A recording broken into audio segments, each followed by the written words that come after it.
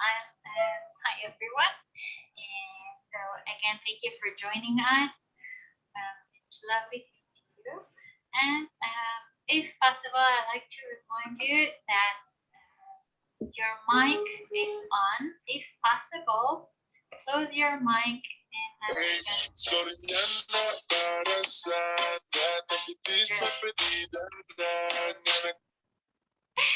that's exactly what we mean. And I appreciate that. So just close your mic if you're not speaking, and we invite you to, if you like to jump in and ask questions or have concern, if you like to say something, anything, I like to invite you to do so. And today we will have our final meeting for the orientation program, which I will share.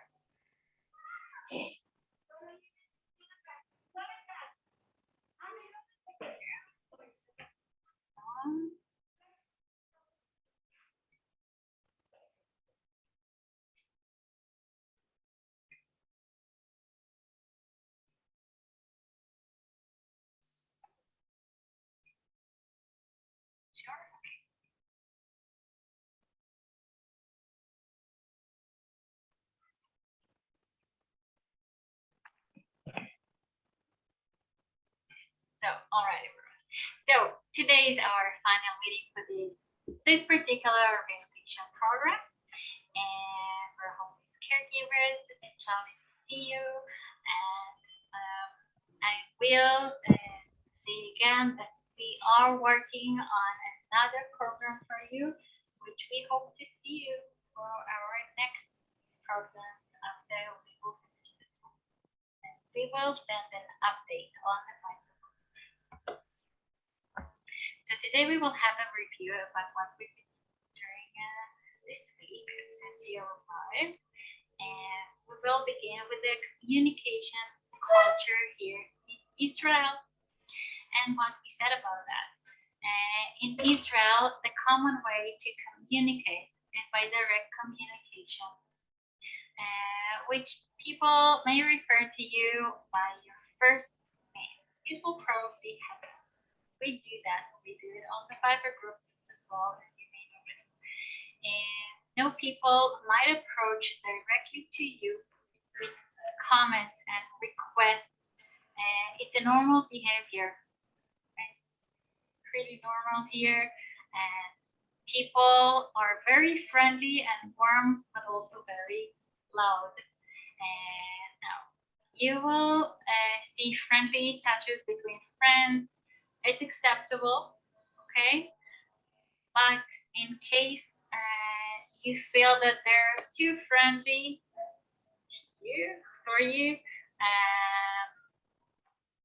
and it makes you feel uncomfortable, make sure to put boundaries and say if something makes you feel uncomfortable, unpleasant, please put your boundaries and share and tell them that it makes you feel uncomfortable, ask them to stop. And Israelis use body language quite a lot. We use our hands when we speak, and facial expression and different tones. It's not necessarily that we're angry or upset or something. It's just us Israelis and our temper and our body language and the way we communicate. Now, on our second recorded session, we spoke about public transportation, which I hope you all remember or that you watched it. And we spoke about the multi-language, the Rav-Kav is a smart card, reusable card that you charge with money, and it's electronic card, you do you use it. It's a multiple choices you can use for different different plans. You will see when you get your outcome, and the system is very friendly. You can use it on different public transportation across Israel. You have three different three different cards, which is the personal card, the semi-anonymous, and anonymous card. We highly recommend to get personal card, which you will have your photo on it and your details in case that the card being stolen, damaged, or lost. You will have insurance for your money. So when you go and get the new card, you will have to pay 10 shekels, but you get all the information with the money that you had on the stolen or lost card, and they will transfer everything to the new card. The other cards do not have this option of making sure you won't be able to transfer your money in case the anonymous or semi-anonymous card is lost and the money is gone. Now, another thing that you have with the personal card is that you get 50% off discount. If you charge the card with 300 shekels or 150, 200 shekels, you're getting more from your money. You get more price. You can have more options, and I truly recommend to get a personal card.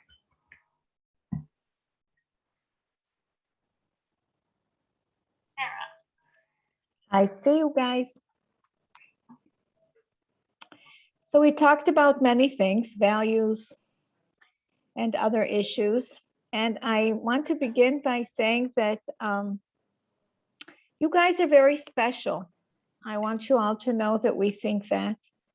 And like the other healthcare people that are involved in taking care of, people that are in some way their health is compromised, doctors, nurses, aides, caregivers are very special, and not everyone can do this job. And again, I want to commend you for choosing this position and so far away from home. It's really commendable. And our work is special, and I want you to feel that not everyone can accompany someone that's disabled, a stranger, through the last part of his health, of his life. And this is basically what you've taken on to do. And I commend you for it, because it's really a very worthwhile thing to do, to let someone feel that all the time that he has is valuable, and you're there to take care of them and to share it with them. And sometimes even their family isn't able to do that. And so in Ivrit, we say kol hakavod, which means more power to you, okay? Or something similar.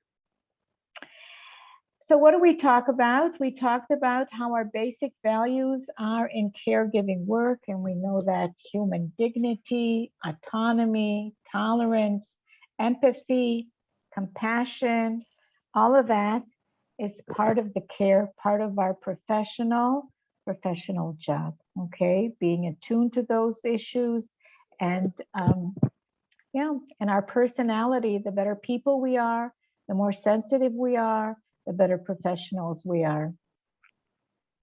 What's the next slide?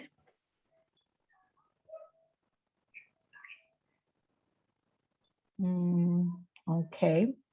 We talked about culture values and differences. So, intercultural differences are differences in tradition, food, norms, beliefs, values, which vary from nation, people, ethnic groups, speakers of different languages.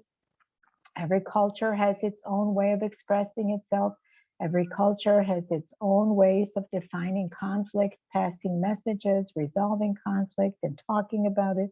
Every culture has its own ways of expressing emotions and talking about it. Anat began to say about how basically we are very informal in the way that we approach each other, call each other by first name. You're probably the only people who call me madam or ma'am. Everyone at all ages calls me Sarah. Even children in school call their teachers by their first name and the principal by their first name. So the other thing I want to say is that, ask your client what he wants to be called. Okay. Don't assume that he would necessarily want to be called grandma, grandpa, and, whatever names are in Hebrew accordingly. Ask them. Because I, for example, would not want to be called by anyone grandma except my own grandchildren. So be sensitive about that as well. And of course, when people call you by a, how should we say it in Hebrew, we have like if your name is George and people call you Georgie, it's not offensive. It's in a positive, kind way, right? So if they can't pronounce your name, ask them what they can't pronounce and what would be a mutual understanding for a name. Sometimes people have, difficulties with names of different cultures, different countries. So don't be offended if they can't pronounce your name properly, okay? And you agree on some other name that they would call you that would be easy for them to remember, okay? Next slide. So, in one of the recorded sessions, we spoke about visas and visa extension. And I highly recommend to go back to the slides of rights and obligations. Not slides, sorry, the recorded sessions. You have 2 recorded sessions on rights and obligations.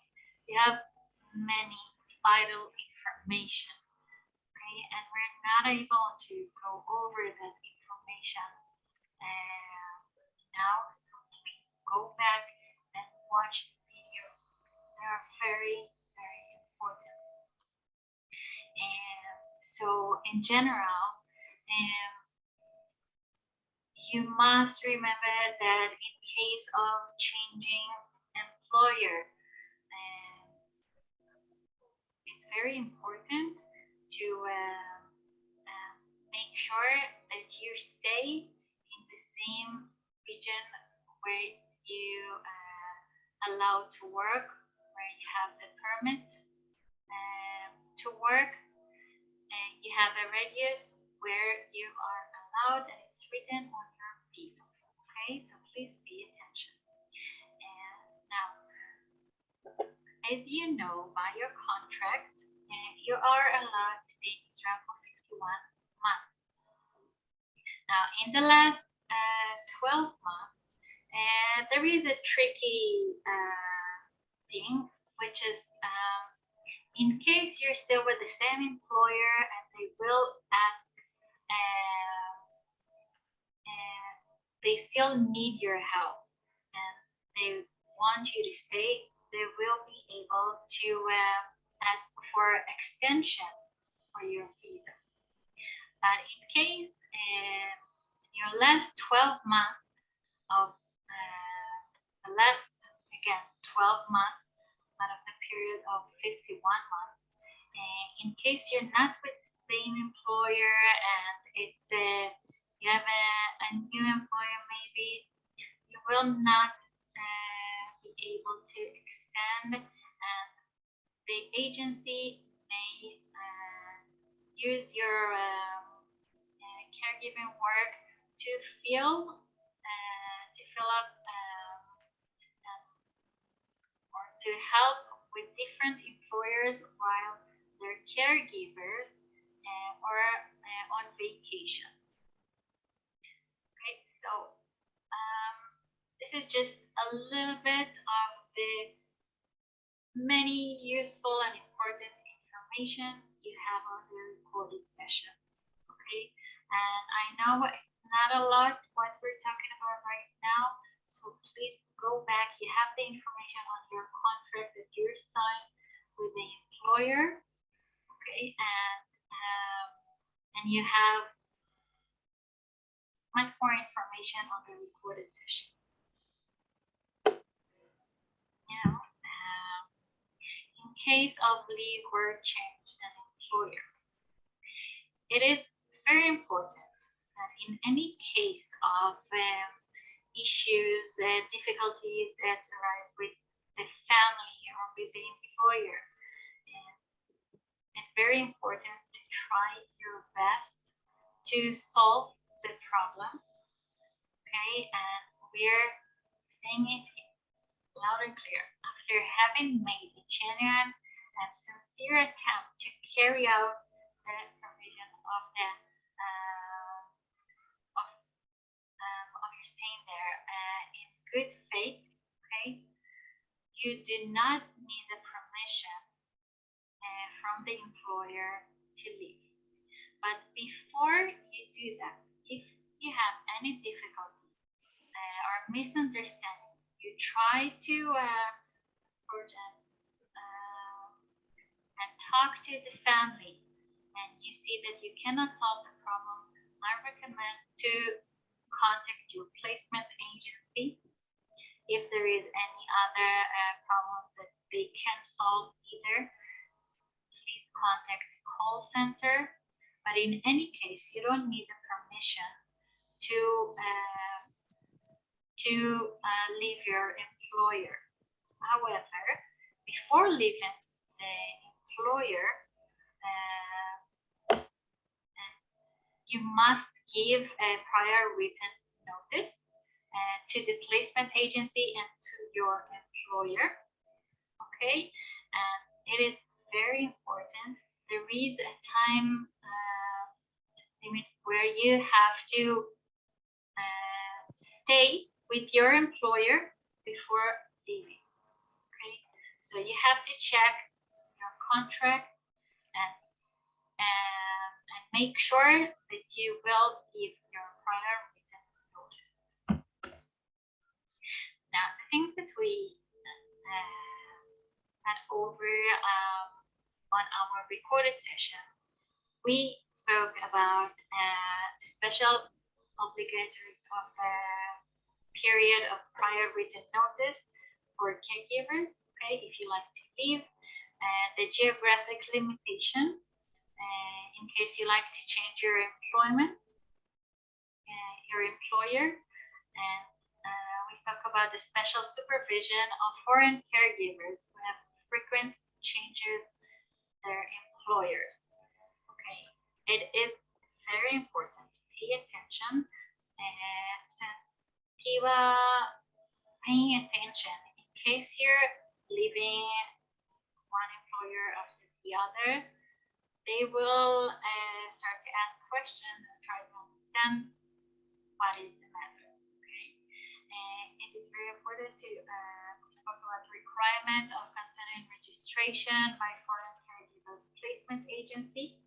Okay, in case you like to change the placement agency. And due to the COVID-19 situation, it is important to be aware of new guidance of the Ministry of Health. I'd like to remind you that after our first welcome meeting, I sent you links of the Ministry of Health and where you can check the new information. Now, in another recorded session, we spoke about the call center and how to leave a complaint. I like to remind you that you have on the Fiverr group, you have a direct link to the call center in case you did not register yet. I recommend to do that. And I like to remind you that in any case you're changing your Israeli number during your stay here, please register again, and it will delete the old number. Now, it's very important to register, and please don't wait till you will have to have an SOS situation and help, okay, and guidance.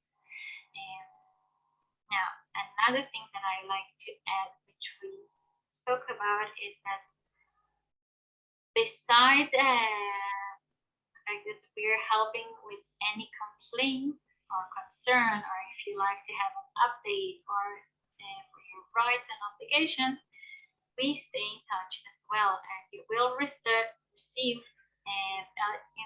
valuable information in any case of changes regarding the law, the Israeli law, and your rights here.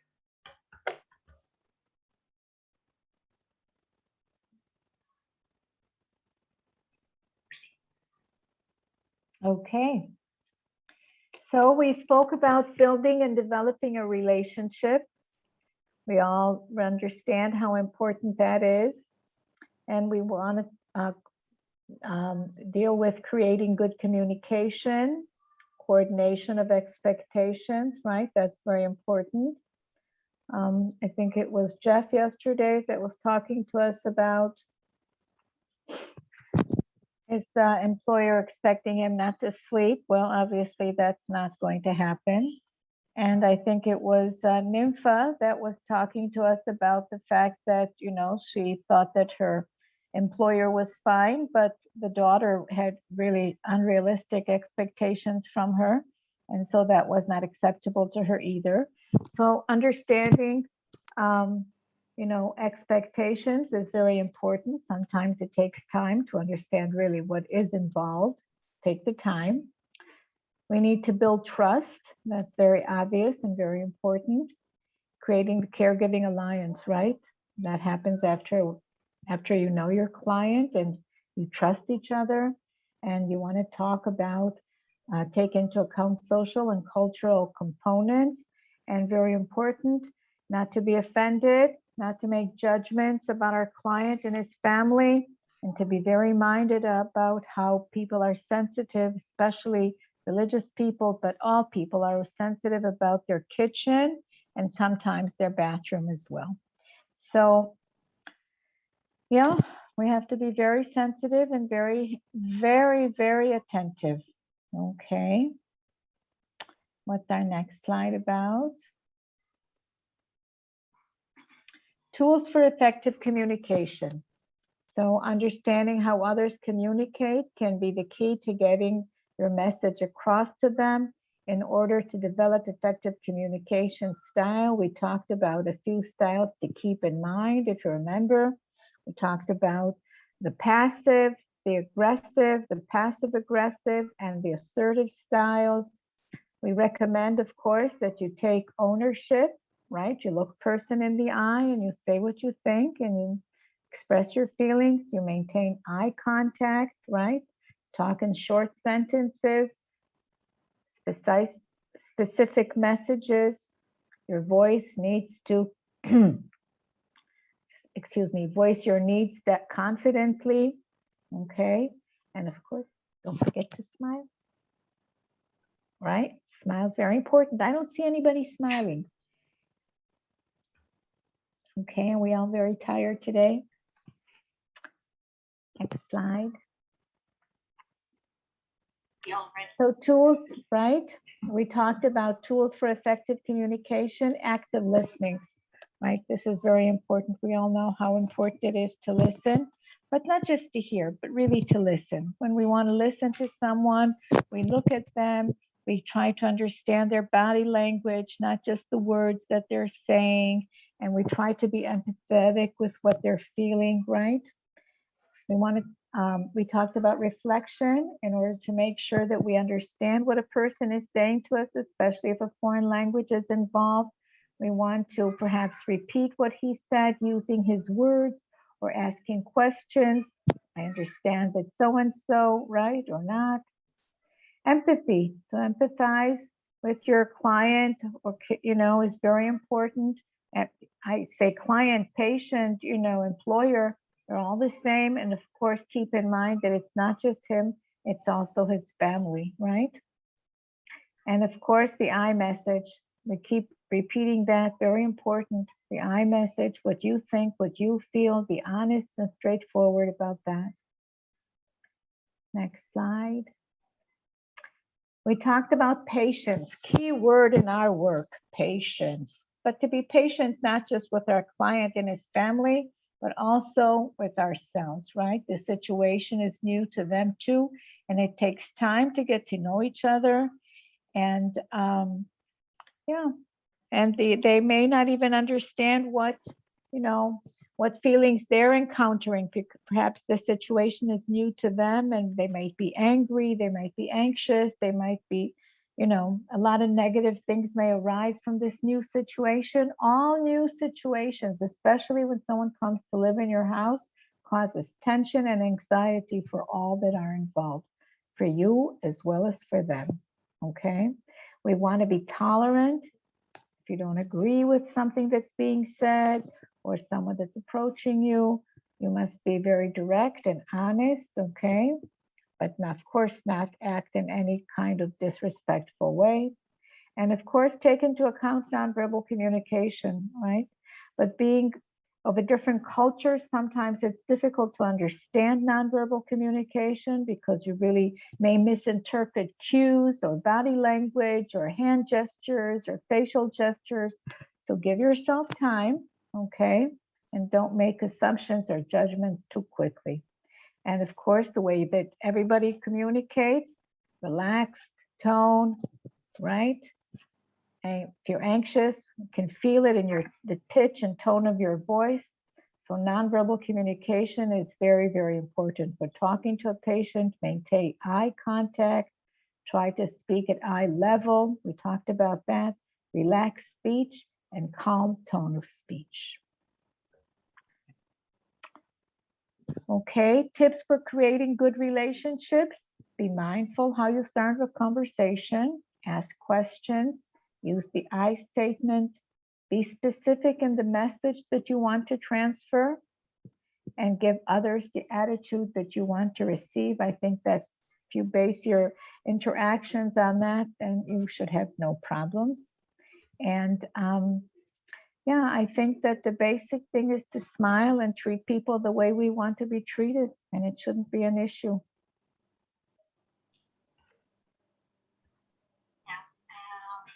We also spoke about adjusting to a new culture and culture shock.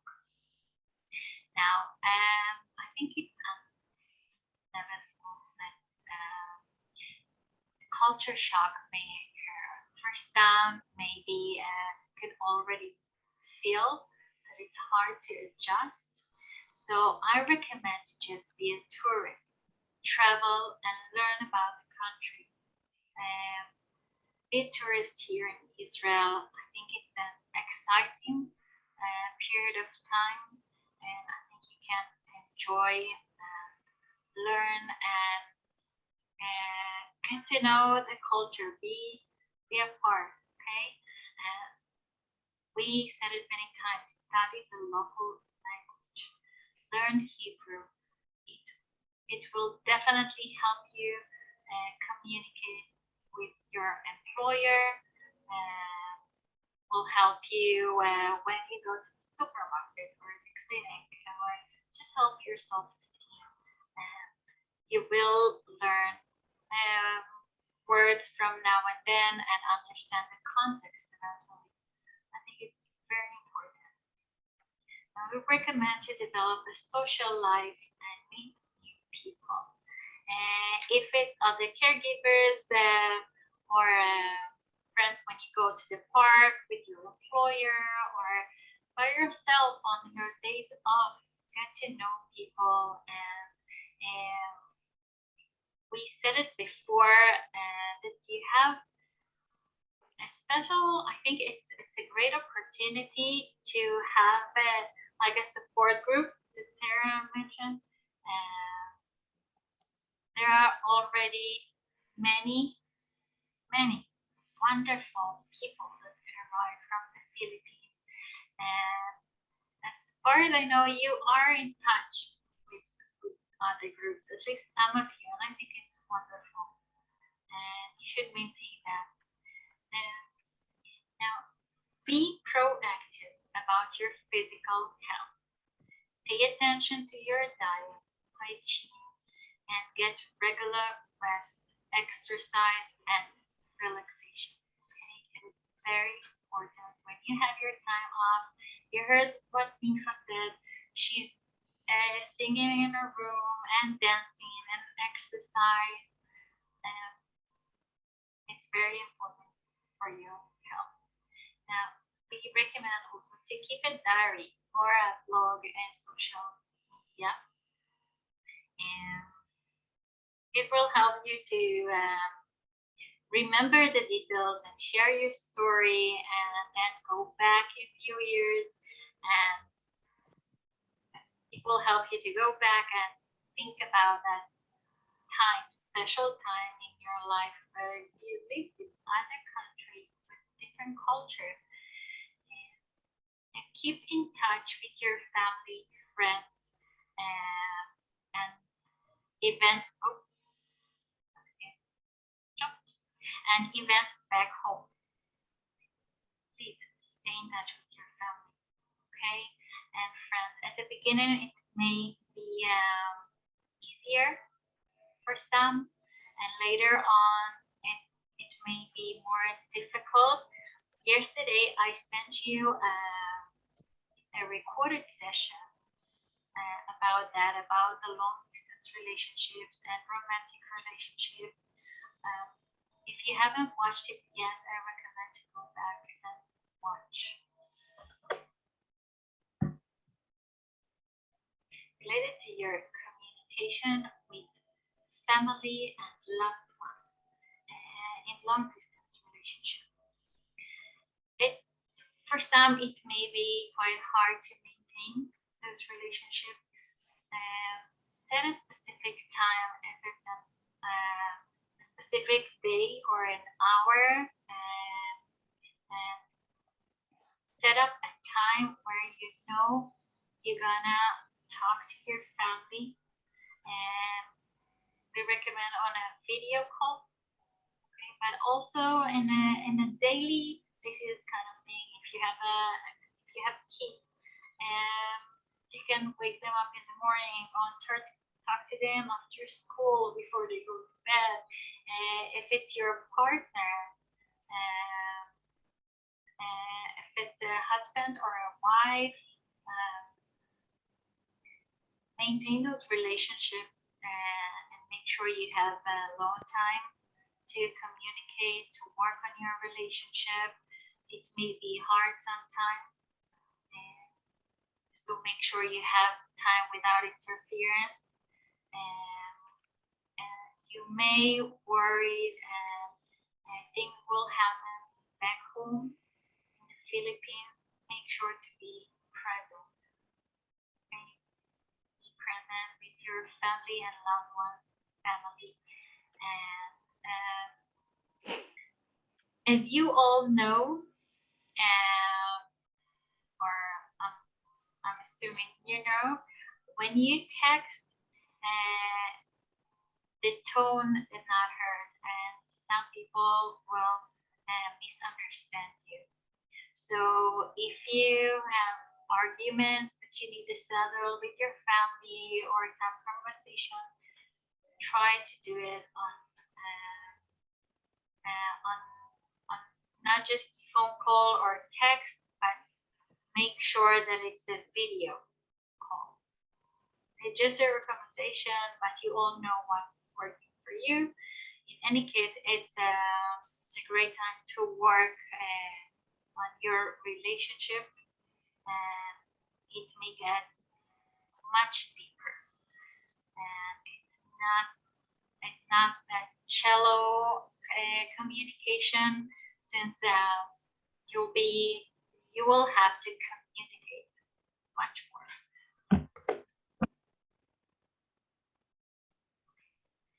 So I'd like to ask you if you have any questions, because no one sent us any questions. So I think it will be great to ask any questions regarding the program, your employment rights, if you have concerns.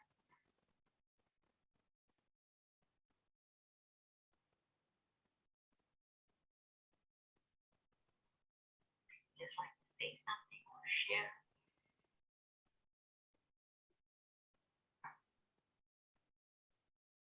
All right. Good enough.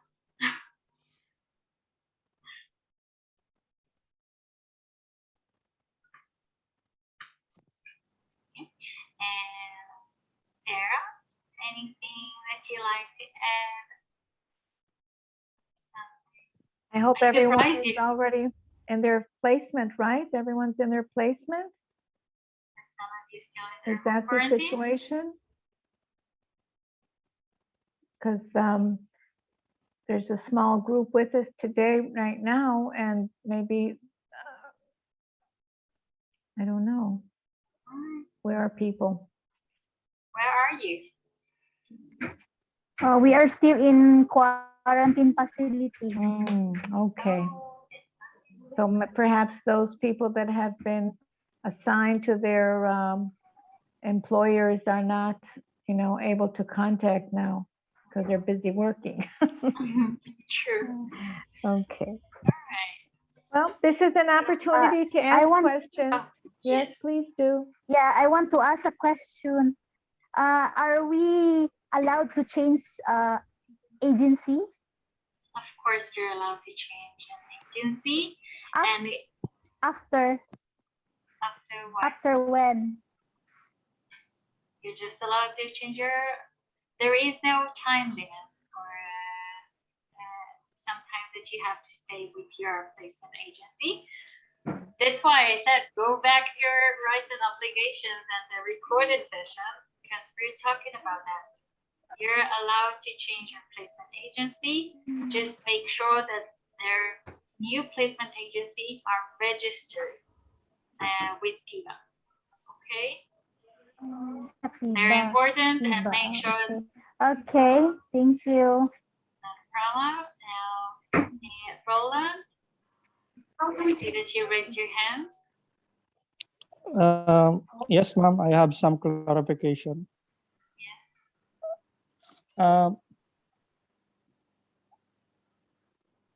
About our contract, is it possible that the agency will change it when we come here without prior notice?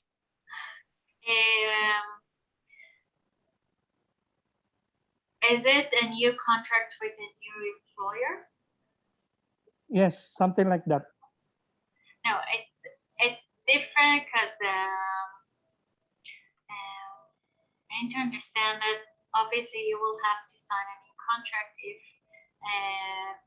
the employer that you're assigned with originally don't need your help any longer, and they want to see something else and have that something else.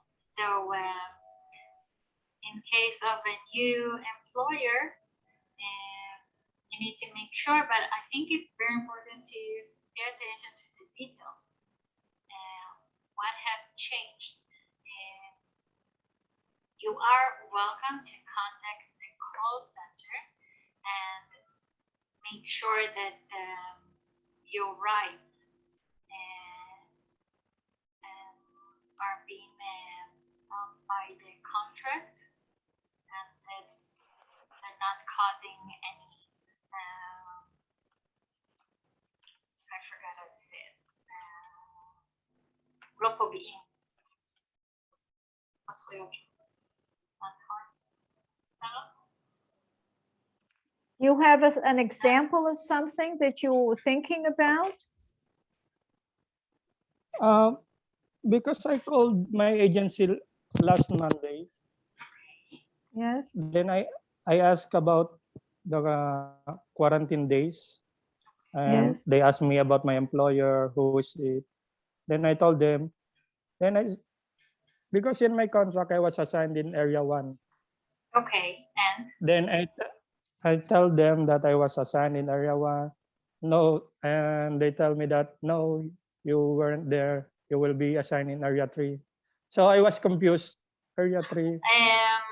can you take a look at your visa and check what's written there? But they they didn't tell me the reason why I think you should they first will put me. check. Okay.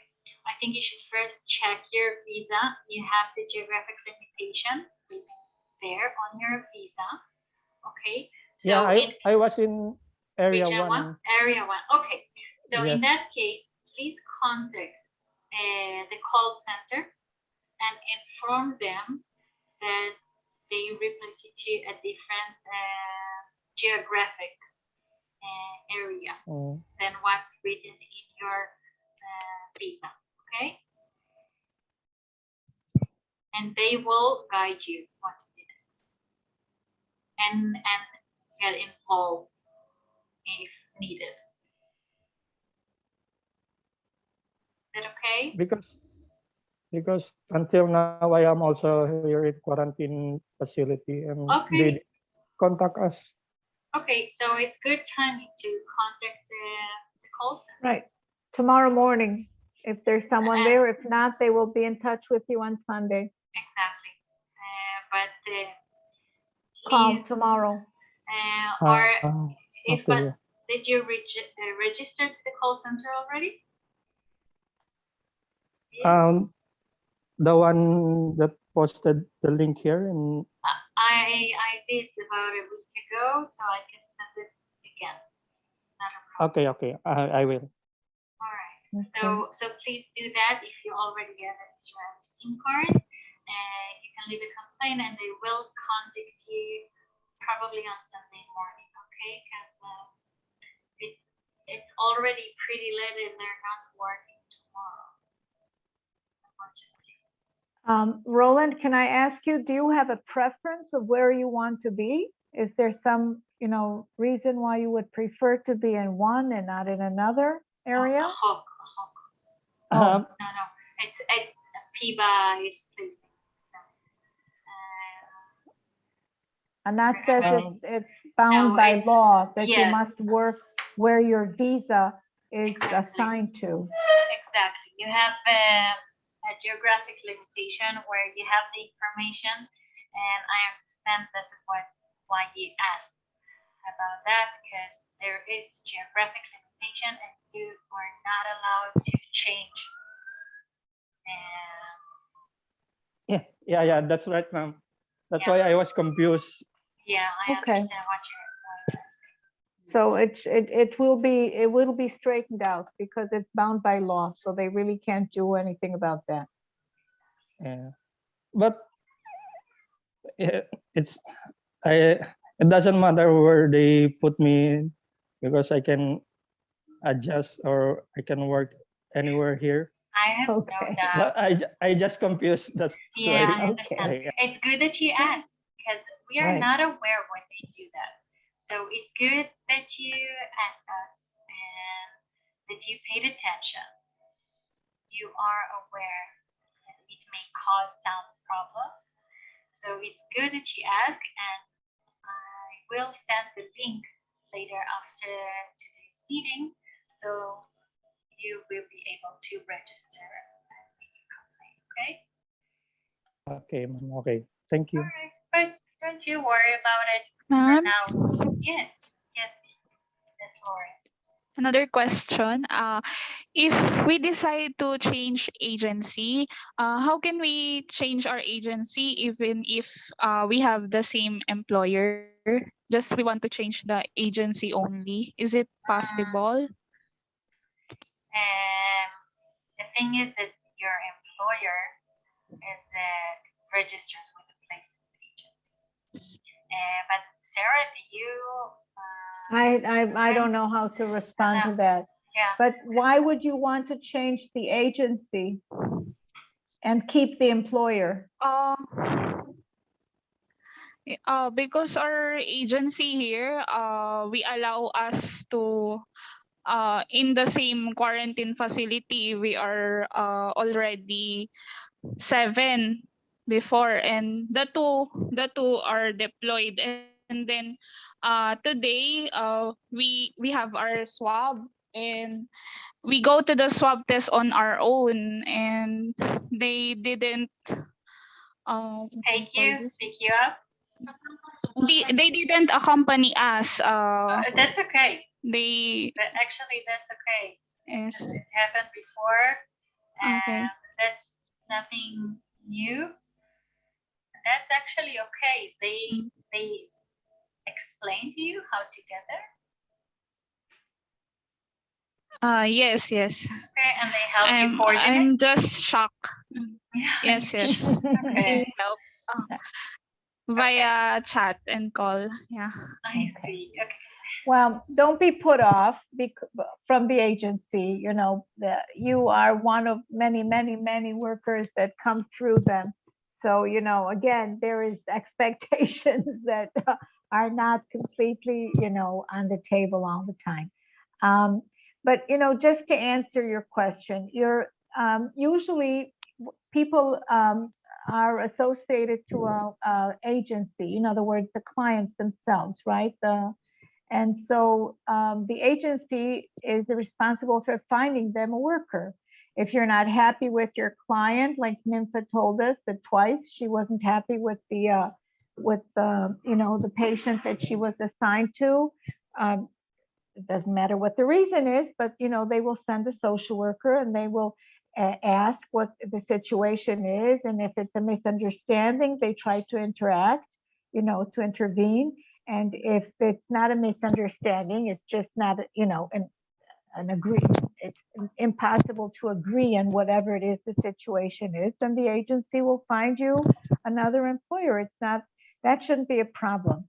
If after you make a real effort to, you know, to adjust again, and you don't find that it's appropriate for you, whatever reason you have, then again, they will send a social worker to check out what the situation is, and they will find you a different employer. If you insist on changing an agency, it's really not a problem altogether. If you know, if you don't like the social worker, or you don't like the way that they're doing their job, then you could, you know, change to a different agency. And again, they will try to find you an employer that would be appropriate for you. So, you know, it's like a matching game, sort of like, you know, finding a husband or a wife. You kind of, you have to be patient and try, give it time. Okay. Yeah, Yeah, I please give it understand, ma'am. Thank you. And again, please really give it time because they may be some misunderstanding. You may expect something that they're not obligated to do, and like walking you to the swab test, and we need to understand that there is the law and what they're responsible to and what needs to be done, and PIBA are they're under supervision of PIBA. Okay, so if you have any problem, if you're not sure about the way they work, you can contact the call center and just check it out before you try to leave and move to a different placement agency. Check that you have all the details, the information, and you may be able to solve it. And to just communicate and talk to your contact person. Ask them about that. Okay? Ask them if something is bothering you, ask them. Okay? Try to solve it.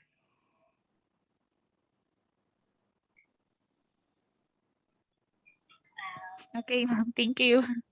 Any other question? Uh,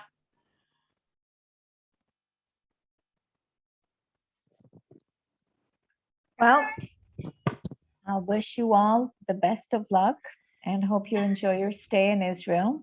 I'm sure you're all going to do a very good job.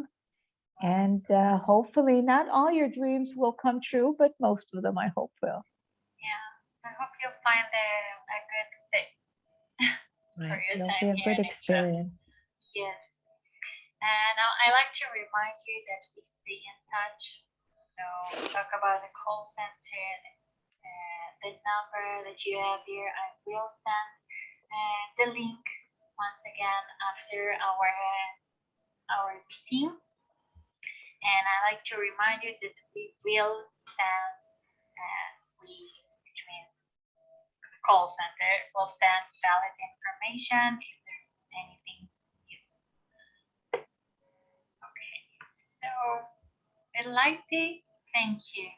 Thank you for joining our program. And Toda. bevakasha. Thank You're you. welcome. And I will, after today's meeting, of course, I will send the link. And I will, Oh, I will start. yes, ma'am.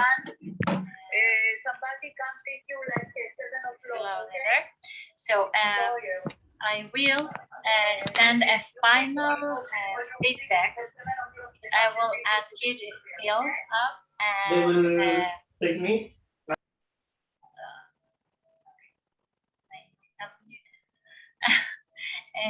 so I will ask you to fill and send us the feedback back if possible. It's very important for us since we always like to the program get better and we want it to be interesting and informative and educating. Like I said, it's important for us. So I like to thank you all. It's been lovely meeting you and we wish you the best and be here for you. Thank you everyone. Thank you, Anat and Sarah. Thank you. Toda raba. Thank you. Take care. Thank you so much.